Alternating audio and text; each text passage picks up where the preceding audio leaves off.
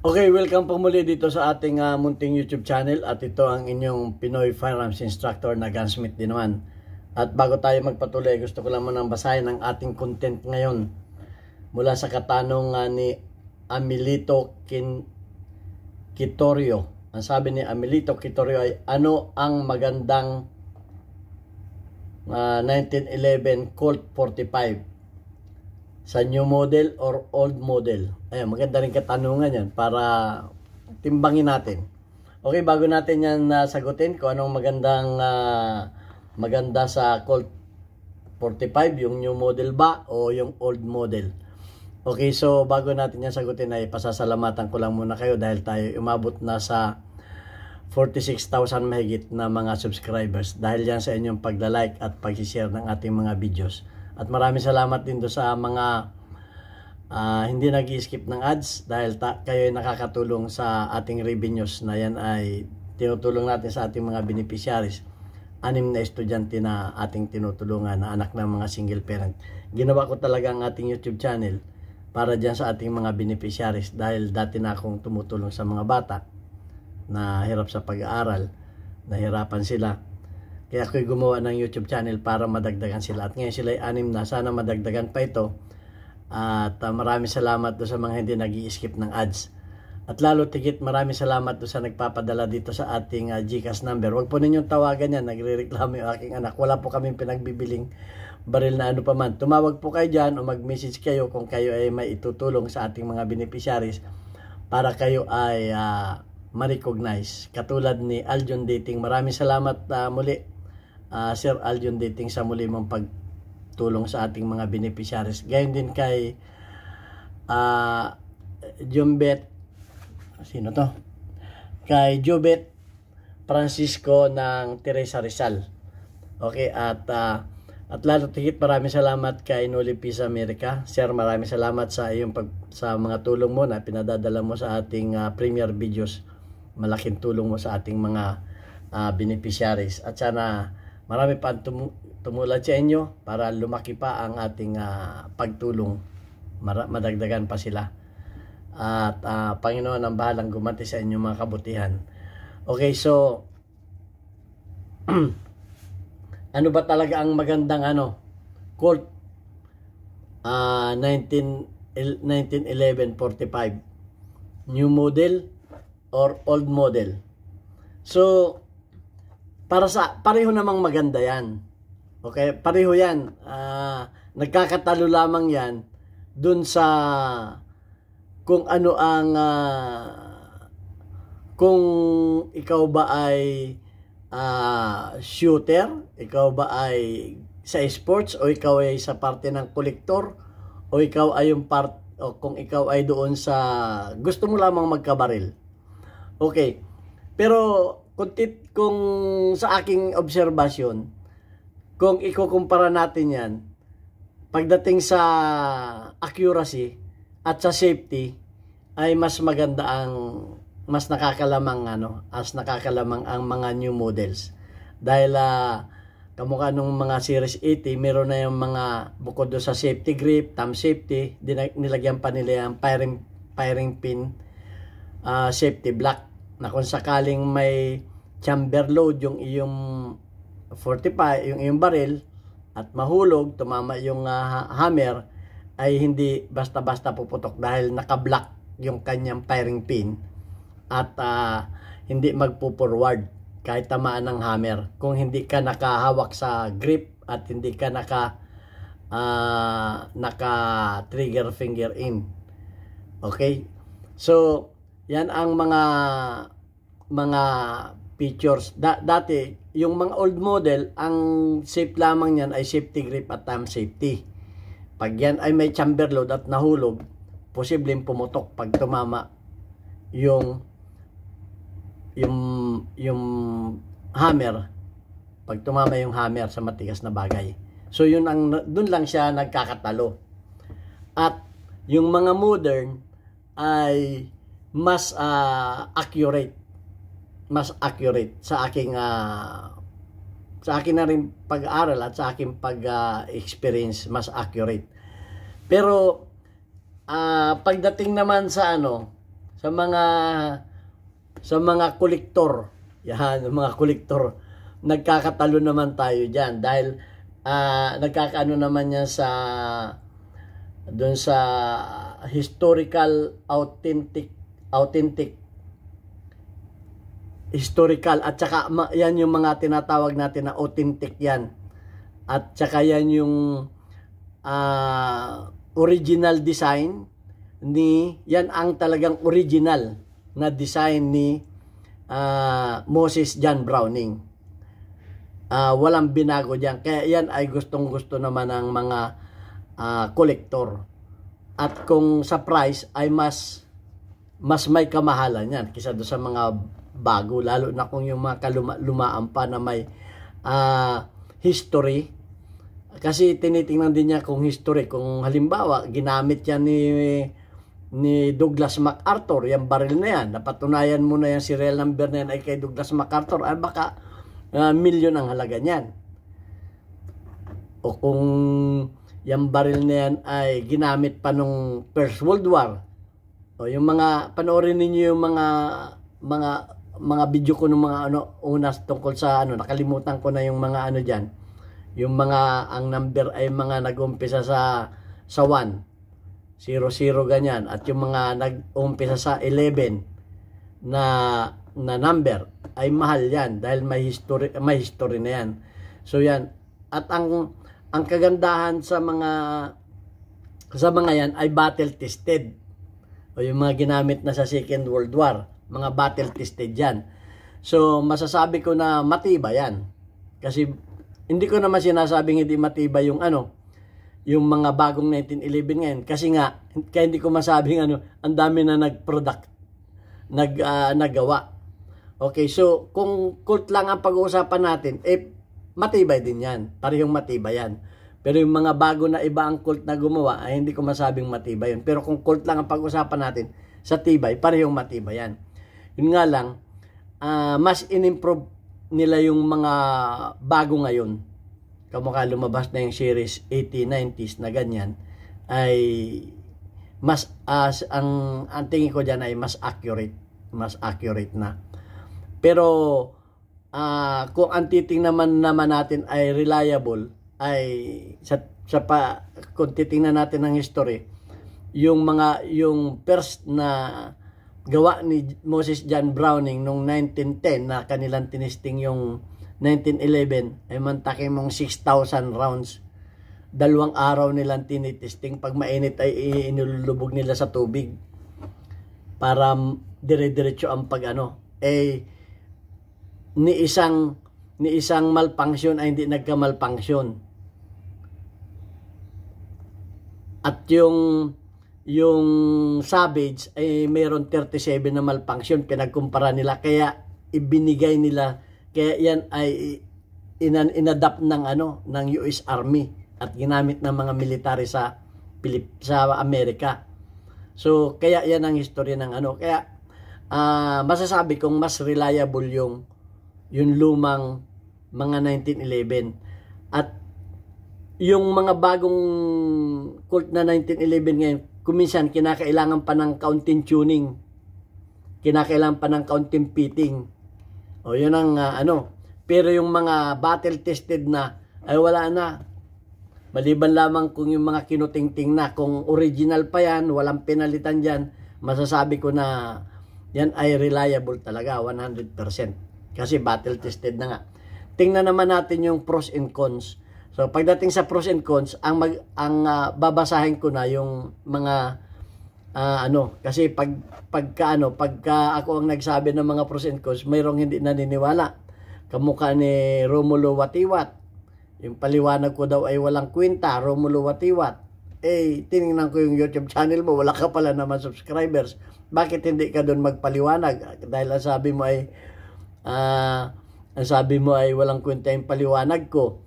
O ay samantalang kumukuha rin tayo ng mga expert dito sa Google. Okay, ang hirap doon sa iba nating mga kababayan, wala naman silang subscribers, tapos pipintasan yung ating paliwanag. Okay, magaling ka siguro magpaliwanag. Bakit hindi mo ipaliwanag doon sa iyong ano, sa iyong YouTube channel, Romulo Watiwat. Okay.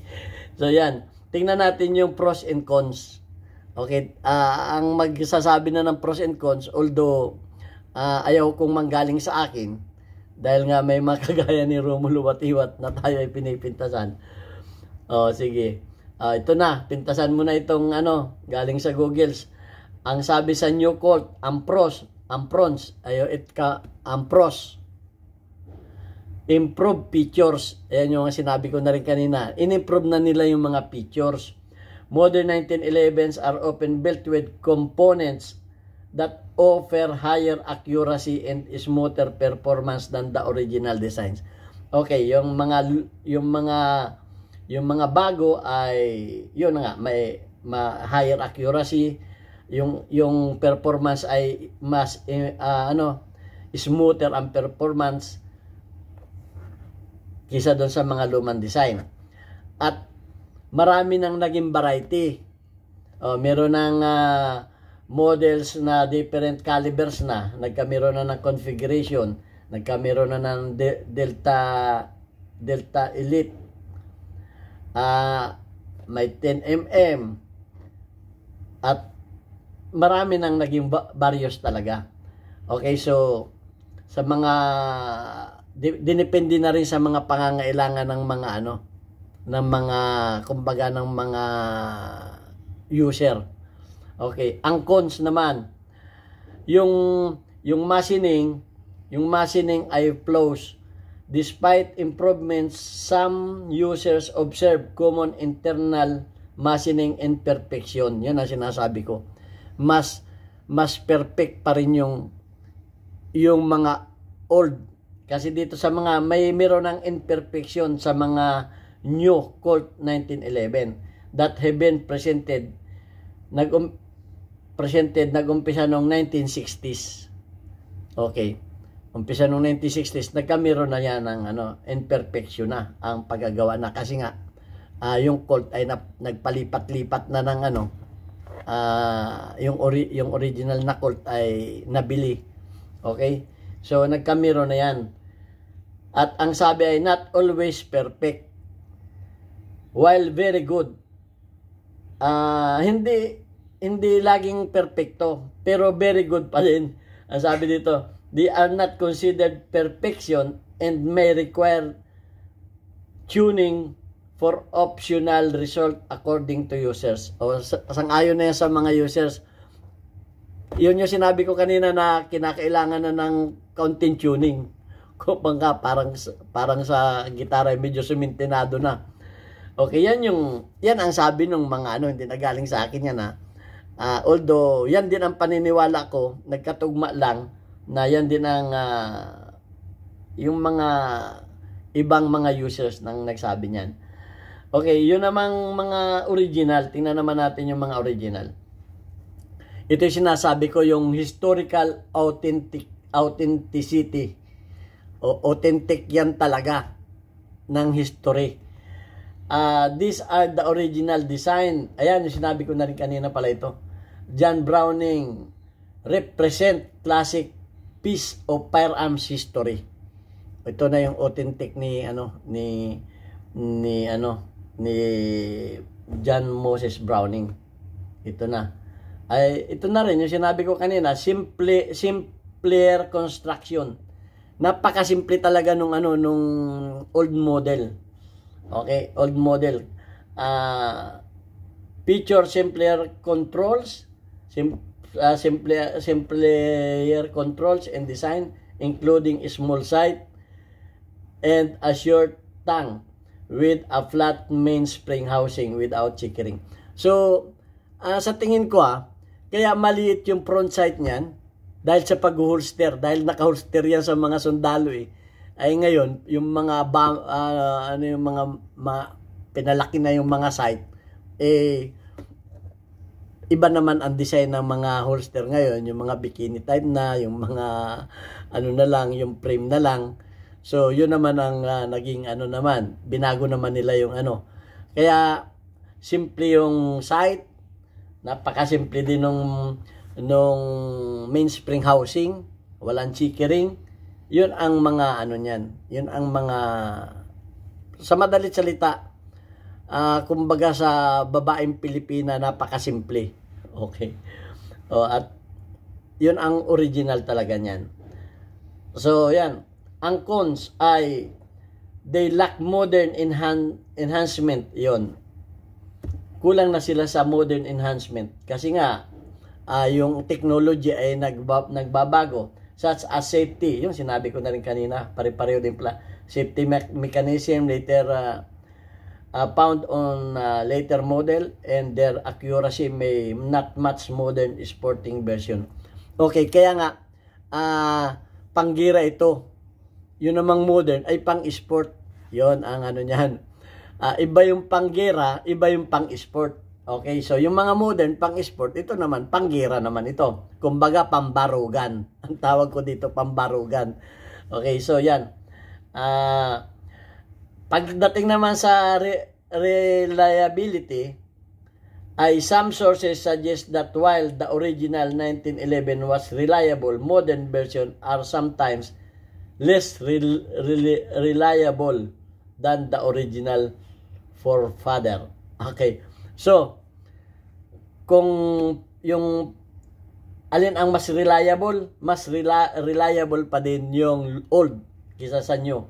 At yung new version are sometimes lang naman.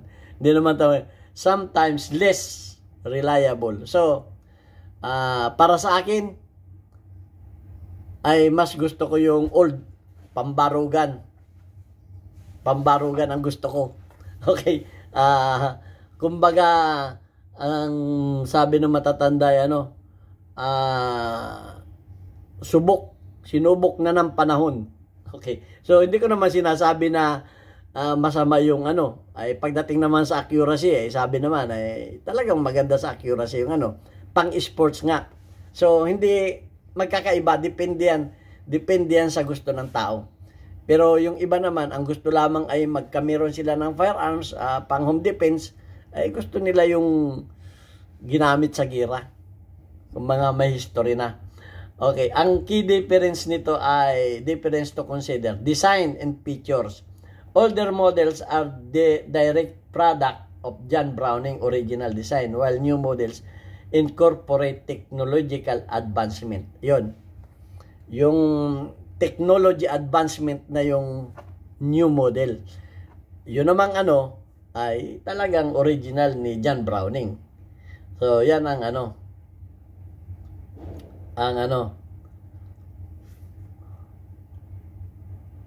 manufacturing quality. Ito naman, pagdating sa manufacturing quality, users on rendered points out consider internal machining flows on both modern and some older Colt.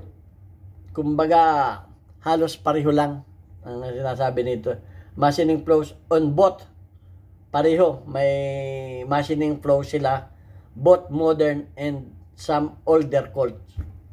Sa performance modern 1911 generally have potential for greater accuracy.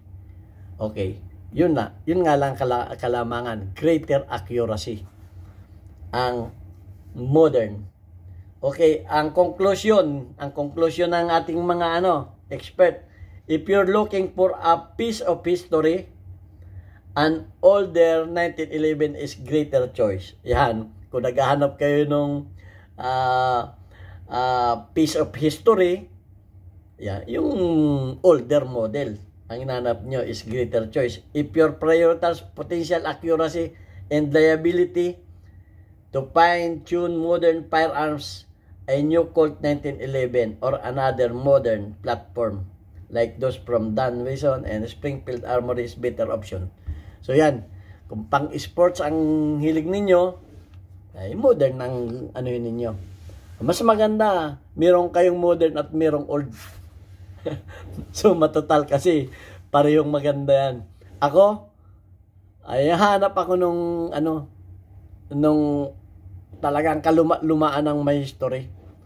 At siyempre ay pamamana ko sa aking kapwa-apuhan yun. At yung modern ay gagamitin ko sa paglaro. Okay, so yan ang suma total niyan. Sana may may natutunan din kayo sa ating videos. At Romulo Watiwat, ay ikaw ay magpaliwanag dahil nahinaan ka sa aking mga paliwanag. Okay? At ito ang inyong Pinoy Paramis Instructor, nag-transmit din naman. At babasahin ko lang muna yung ating mga community spotlight. Okay. Shout out kay Randy. Meron kang 100 plus engagement. Perfect. Shout out kay My Geographic. Meron kang 19 engagement. Shout out kay Tommy Aparache. Meron kang 100 plus na engagement. Shout out kay Gino. Meron kay Team Delta Angel. Gino. Meron kang 3 engagement. At shout out kay Norman Paul. Kay Ming. Meron kang 52 engagement. At shout out sa aking sa aking mga kababayan sa Pinamalayan Oriental Mindoro. Bisitahin ninyo ang aming bagong Papa Burgers dyan. Doon sa dati kong masishop, Alvarez Street, Pinamalayan Oriental Mindoro. Sa halagang 40 pesos, mapapa burger kayo sa sarap, buy one take one. Maraming salamat po.